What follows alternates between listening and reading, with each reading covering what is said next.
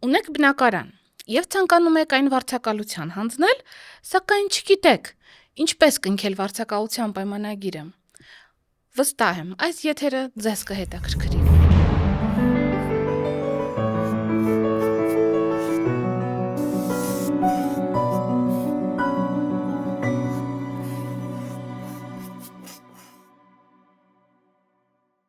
Բարև ձեզ։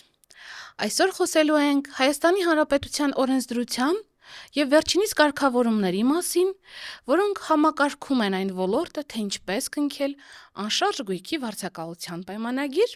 եւ ինչպիսի հարկային պարտավորություններ են դրանք առաջացնում քաղաքացու համար։ Եվ այսպես, կարևոր է մտապահել երկու կարևոր սկզբունք։ Անշարժ գույքի վարձակալության պայմանագիրը պետք է կնքվի գրավոր։ Եվ պայմանագրից բխող բոլոր իրավունքները պետք է ստանան պետական գրանցում։ Հարց է առաջանում, որտեղ եւ ինչպես տալ պետական գրանցում։ Օրենսդիրն այստեղ երկու հնարավոր տարբերակներ է առաջարկում կողմերին։ Իրենց ընտրությամբ։ Առաջինը հնարավոր է անշարժ գույքի վարձակալության պայմանագիրը կնքել պետական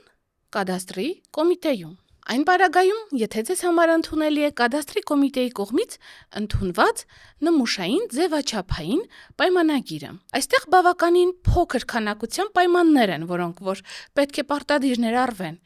այնպիսիք, ինչպիսիք են վճարի չափը, ժամկետները, կողմերի համար նախատեսված վավերապայմանները։ Այն դեպքում, երբ դուք կնքում եք պայմանագիրը կադաստրի կոմիտեում, անմիջապես կարող եք հանձնել գրանցման։ Սակայն, եթե դուք ցանկանում եք անշարժ գույքի վարձակալության պայմանագրում ներառել լրացուցիչ այլ դրույթներ եւ կարգավորումներ, ինչպիսիք են օրինակ,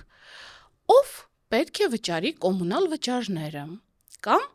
երևի թե բոլորիս ամենաշատը հուզող հարցը, իսկ ով պետք է հոգ տանի այն իրավիճակների դեպքում, երբ հարևանը մեզ ջրել է եւ առաջացել են անկանխատեսելի ծախսեր։ Այսպիսի եւ այլ կարգավորումներ ցանկանալու դեպքում ներառել պայմանագրում, մենք դիմում ենք նոտարին։ Սակայն նոտարական վավերացման պայմանագիրը դեռևս բավարար չէ։ Այն 30 օրվա ընթացքում անհրաժեշտ է ներկայացնել կադաստրի կոմիտե գրանցման, կամ նոտարը այն կարող է անել ձեր փոխարեն էլեկտրոնային եղանակով։ Այսպես, ունենք գրանցված պայմանագիր։ Սա կարևոր է, որովհետև եթե դուք չեք ցանկանում, որ ձեր վարձակալության պայմանագիրը դառնա առ-ոչինչ, այսինքն իրավաբանական ուժ չունեցող, այն պետք է անպայման լինի կնքված գրավոր ընթացակարգով եւ գրանցված պետական մարմիններում։ Այս դեպքում դուք կարող եք դատական կարգով պաշտպանել ձեր խախտված իրավունքները։ Կարևոր եւս մեկ դիտարկում։ Պետք է հիշել, որ կնքված պայմանագրերը նաեւ առաջացնում են հարկային պարտավորություններ։ Ինչպիսիք են դրանք։ Ենթադրենք, դուք պայմանագիր եք կնքել իրավաբանական անձի հետ եւ ձեր գույքը հանձնել վերջինիս վարձակալության։ Հարց է առաջանում. իսկ ով պետք է վճարի եկամտահարկը։ Ես, որպես ֆիզիկական անձ, թե իրավաբանական անձ վարձակալը։ Այստեղ օրենսդրությունը հստակ է եւ իրավաբանական անձ վարձակալը հանդիսանում է ձեր հարկային գործակալը, այսինքն պատասխանատուն հարկը հաշվարկելու եւ վճարելու համար։ Մինչև 2023 թվականը ֆիզիկական անձիկ վարձակալությունից ստացած եկամուտից հարկ չէին վճարում։ Սակայն 23 թվականի փոփոխությունների արդյունքում ներմուծվել է մի կարգավորում, որի համաձայն վարձակալության պայմանագրի կնքումից 5 օրյա ժամկետում անհրաժեշտ է ՊԵԿ էլեկտրոնային համակարգի միջոցով ներկայացնել հայտարարություն, որի հիման վրա նաև ֆիզիկական անձ վարձատուն պետք է հաշվարկի եւ վճարի եկամտահարկ։ Որքան է կազմում այդ եկամտահարկը։ Տարեկան կտրվածքով այն ամբողջ եկամտի 10%-ի չափով է հաշվարկվում։ Բացառությամբ այն դեպքերի, երբ տարեկան կտրվածքով եկամուտի վճարի գումարը գերազանցել է 60 միլիոն դրամը։ Այս պարագայում գերազանցող գումարի համար հաշվարկվում է ևս 10% եկամտահարկ եւ վճարվում այն։ Պետք է ուշադիր լինել, 23 թվականի օրենսդրական փոփոխությունները նաև տույժեր եւ տուգանքներ են նախատեսել այն անձանց համար,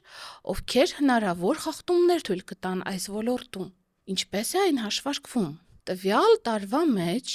առաջին անգամ թույլ տրված խախտման դեպքում տուգանքը կազմում է տվյալ գույքի միջին շուկայական արժեքի 5%-ի չափով, սակայն ոչ ավել քան 500,000 դրամը։ Խախտումը 1 տարվա ընթացքում կրկնելու պարագայում տուգանքը կարող է հաշվարկվել մինչև 10%-ի չափով,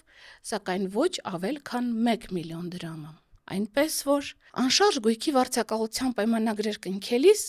մտապահեք, կարևոր մի քանի սկզբունքներ։ Առաջինը՝ պայմանագիրը կնքեք գրավոր։ Երկրորդ՝ գրանցեք այն համապատասխան պետական մարմիններում։ Եվ երրորդ, ուշադիր եղեք, ինչպես եւ ինչ ժամկետներում են հաշվարկվում հարկերը եւ հետամուտ եղեք դրանց վճարմանը, խուսափելու համար հետագա խնդիրներից։ Շնորհակալ եմ։